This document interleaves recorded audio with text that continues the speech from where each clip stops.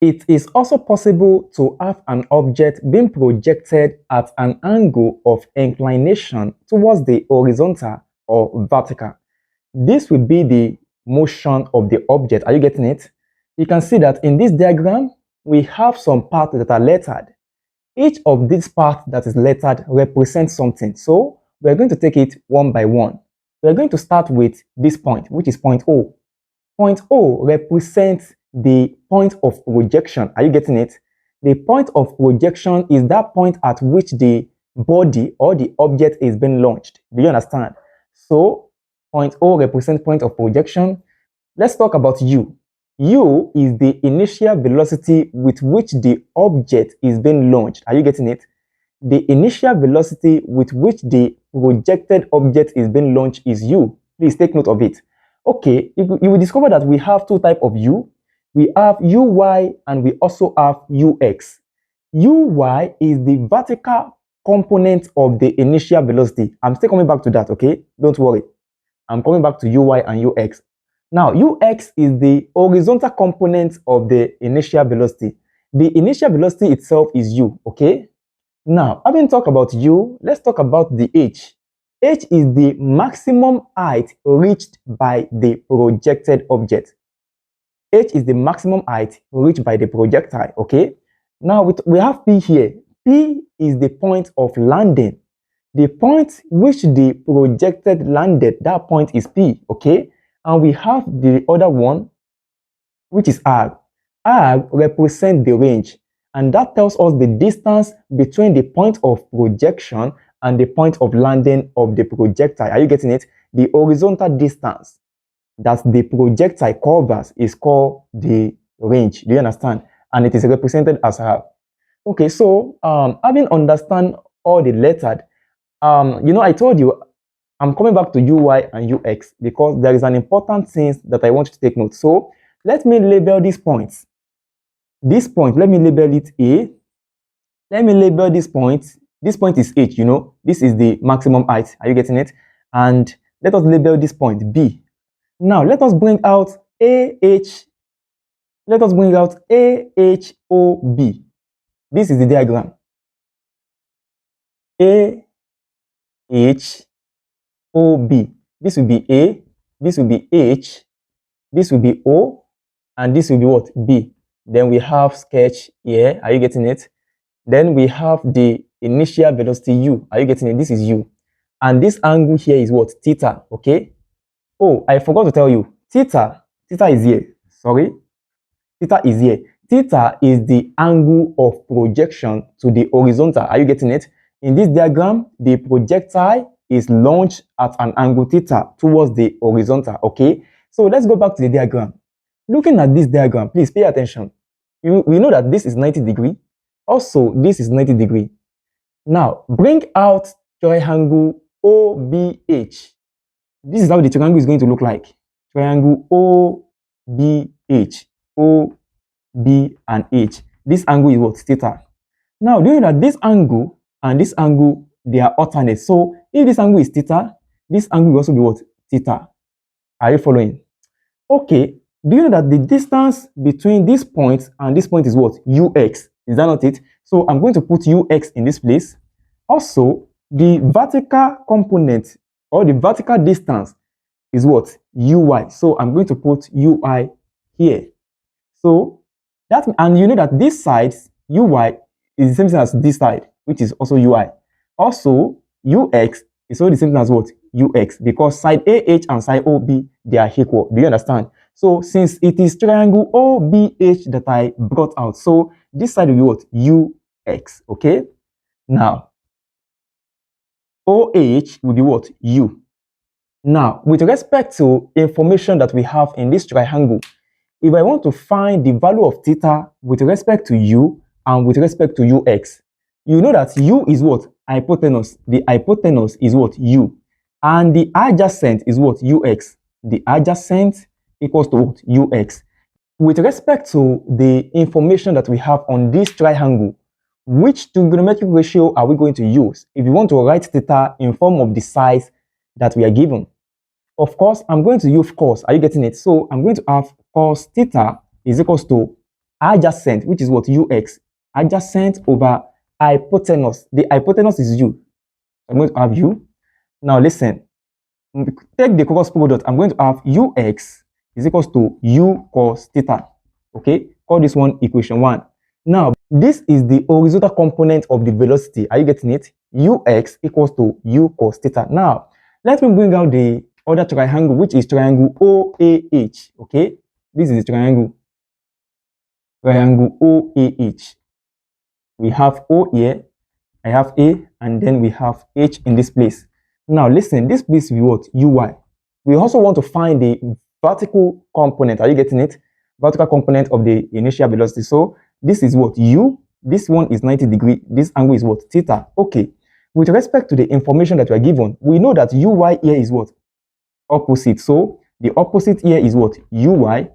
And the hypotenuse is what? U. The hypotenuse equals to U. Now, if I want to express theta in terms of opposite and hypotenuse, what trigonometric ratio are you going to use? That will be sine. Are you getting it? So I'm going to have sine angle theta equals to opposite, which is uy, over hypotenuse, which is u. So uy will be equals to u sine theta. So call this one equation 2. Please take note of both equations, okay? I don't just want to write it on the board. That is why I intentionally bring this diagram out to help you to comprehend how we come about this. So let me just note it here. Ux is equals to u cos theta, and uy is equals to u sine theta. Okay. From the first equation of motion, when a body is launched vertically into the air, if you want to calculate, listen to me. Now, recall that from motion under gravity, the first equation of motion for a body that is launched into the air vertically, V will be equals to U minus GT. Are you getting it? Because the body is moving against gravity, right? Now, the velocity at the peak here, the final velocity will be what? 0. Is that not it? Now, let us write this equation with respect to the vertical component. Are you getting it? So I'm going to have Vy is equals to Uy minus GT. Is that not it? Please take note. Now, do you know that Vy at the peak, when the object reaches the peak, the velocity is what? 0, right? So Vy will be 0. So I'm going to have 0 equals to Uy minus GT. Is that not it? Make t the subject of the relation. I'm going to have negative Uy is equals to negative GT. To get the value of t will be equals to Uy all over G. Okay, please pay attention. Recall that Uy is what? U sine theta. So t will be equals to U sine theta all over G. Now, the question is, since we know that we have t as this, do you know when the body gets to when V is 0, the body will come down, right? That means the time it takes the body to travel upward will be the same time it takes the body to travel downward. Is that not it? So that means I'm still going to have another t. T2 will be equals to U sine theta all over G. T1 is the time it takes the body to go up, and T2 is the time it takes the body to come down. Now, the question is, if I want to calculate the total time taken, what will it be? It will be the summation of the time it takes the body, the sum of the time it takes the body to travel upward, and the time it takes the body to come down. So, T will be equals to U sine theta all over G plus U sine theta all over G. That is T1 plus T2. Do you understand? Okay, time taken will be equals to T equals to 2U sine theta over G. This formula is the time taken. Are you getting it? Let me put it here. Let us put the formula here. T equals to 2U sine theta all over G. Please take note of this formula. We are going to apply the formula, okay? I just show you how we come about it now. Now, let us talk about another important formula called the height. Are you getting it? The maximum height. See, there are 3 important formulas that I want you to take note. The first is time, the second is height, and the third is range. Are you getting it? So let us talk about the height.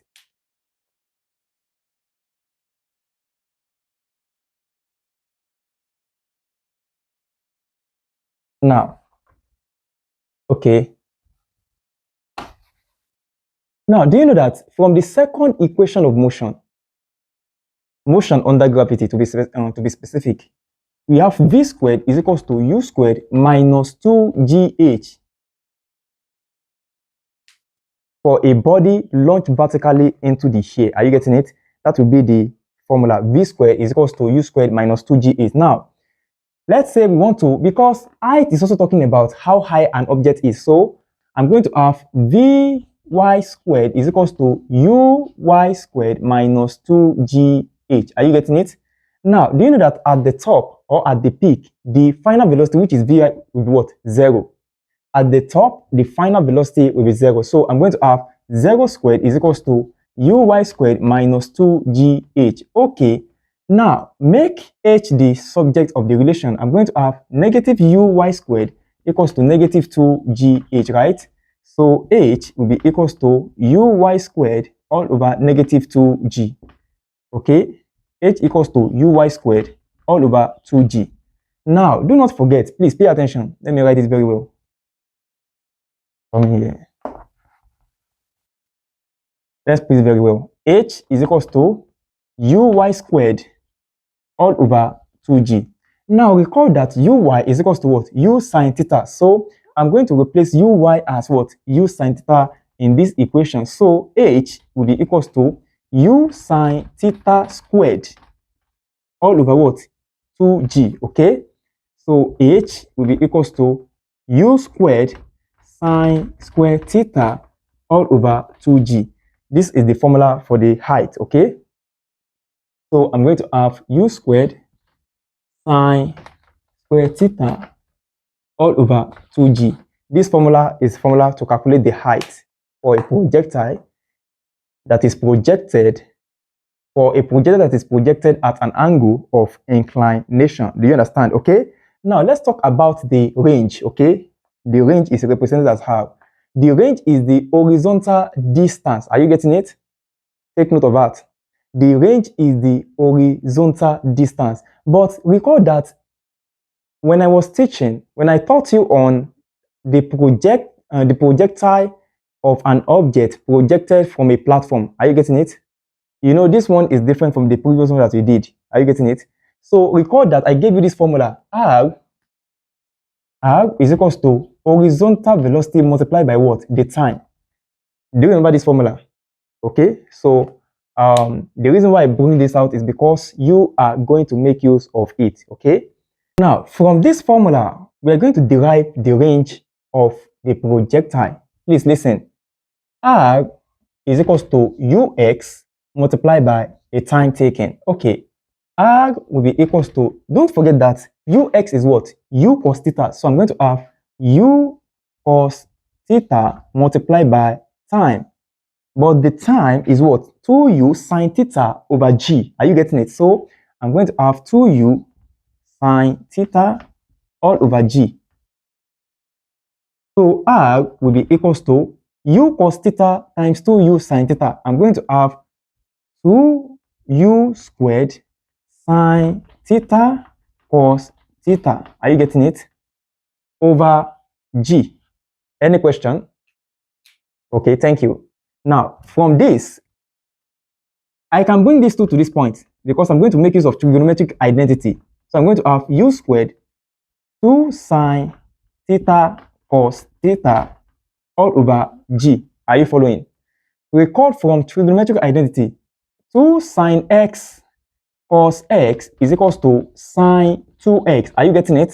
So that means that 2 sine theta cos theta is equals to sine 2 theta. Do you understand?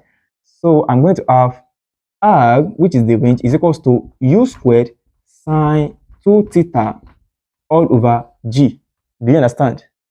Now, this formula is the formula of range, okay? Now, there is another formula for the formula for range. If the question is talking about maximum range, hello, please pay attention. This formula is the formula for range. If the question is talking about maximum range, sine 2 theta will be equals to 1. Are you getting it? If the, please pay attention. For R maximum, that is For range that is maximum, for the maximum range, sine 2 theta will be equals to 1. So that means the formula will become r equals to u squared all over g. Do you understand? Because I'm going to have u squared times 1. That will be what? U squared. And that will be u squared over g. So put it here. For range, u squared sine 2 theta over g. Okay. Now for range at maximum, the value of sine 2 theta will be what? 1. So I'm going to have u squared all over g. That will be the formula. Now, if a question now says, please pay attention. I want to draw emphasis. I want to lay emphasis on this. If the question says, what is the value at what angle will the range be maximum? That means you have to find the value of theta. Do you understand? If the question says, at what angle will the range be maximum? What you have to do is to find the value of theta. So let us get the value of theta. If sine 2 theta is equals to 1, the question is, how can we find the value of theta? Here I'm going to have 2 theta is equals to sine inverse of 1. Do you understand? And inverse, sine 1 is what? That is 90. So I'm going to have 2 theta is equals to 90 degree. Are you following? So I'm going to divide it by 2. So theta is equals to 45 degree. So that means at the value of theta for which we are going to have the maximum range is what? 45 degree. Do not forget, okay? Now let's look at another aspect of this topic called the velocity of landing. The velocity at which the object strikes point P is called the velocity of landing. Are you getting it? Look at this graph. I'm very sure you are familiar with it. If you are part of our previous class or even follow this class from the beginning, you will discover that we have this kind of diagram whereby we have a projectile being projected with an initial velocity towards the horizontal from a platform. Are you getting it? So with respect to what we have on the board, here we have V. V here is the velocity of landing. Vx is the horizontal component of the velocity of landing. And Vy is the vertical component of the velocity. Are you getting it? So this will also form a right angle triangle because we are going to have something like this. You know, this will be V. And if this place is Vx, this place is Vx. If this place is Vy, this place also will be what? Vy. So I'm going to have Vy and Vx, okay? From Pythagoras theorem, V squared equals to Vy squared plus Vx squared, right? So V equals to the square root of the sum of the square of Vy and Vx. Are you getting it? So that is the solution. I mean, that is the formula, okay? So let me put it here. The velocity of landing is calculated as square root of Vy squared plus Vx squared. Do you understand? So please, all these formulae, they are very, very important, okay? If you are going to tackle any problem as touching what we are discussing, you cannot do without this formula, okay? And let me tell you, they are interwoven. Are you getting it? They are intertwined. So you cannot say that you're going to master one and leave the other. All of them are worth mastering, okay? So now, let us look at work example as touching what we've been discussing, okay? An object is projected into the air with a speed of 50 meters per second at an angle. To watch the complete class, kindly click on the link in the description of this video or the comment section, okay? See you in the next class.